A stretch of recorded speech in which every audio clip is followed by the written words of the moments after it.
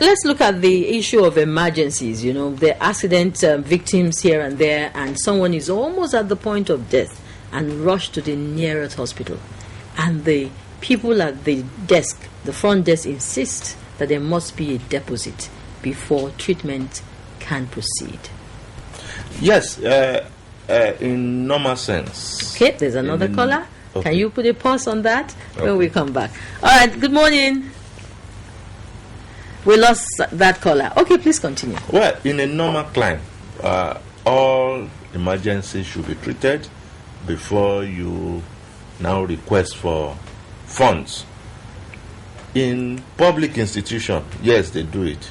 But I can tell you over a period of time, they might run into problem because if you don't have enough money to do the revolving drug revolving funds to maintain it, the only thing you cannot continue to give is what you cannot continue to replace. So what it means is that until we have a situation in which any doctor who has taken care of an emergency got replenished one way or the other, in those places that is working perfectly, almost everybody has health insurance, so that after you are treated, you can now send your claim to those insurance body, and the insurance body will get treated. We pay up, we pay back the bills.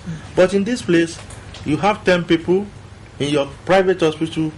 For example, it's a private place. You can, if you use everything you have, you can take care of 3 people.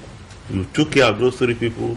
They come out of that. Some of them dies, God forbid, and you now say, look, I need to replace it, and they say, no, I can't take it. But you saw an oath to save lives. Yes, this oath that you need to save life is using your professional knowledge. It's not using your personal funds or using your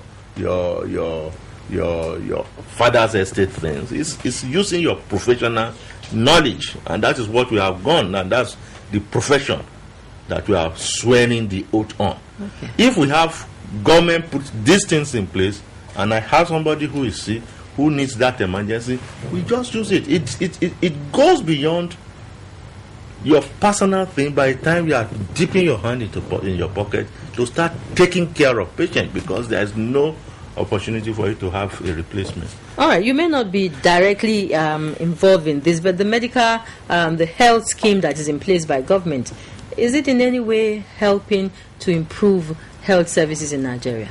The national health scheme is still having less than 5%, even not much more lower than that. In terms of population? Acceptability.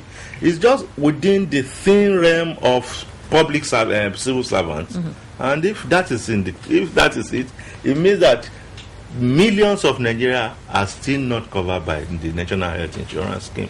And Nigeria Medical Association has always been clamoring that government should dedicate 1% of the sovereign fund into the health insurance, so that every Nigerian, irrespective of where you are, can have access to this money, so that we can save our life. We need to improve the health indices of Nigeria. It has been down and will continue to be down unless we are ready to make a change.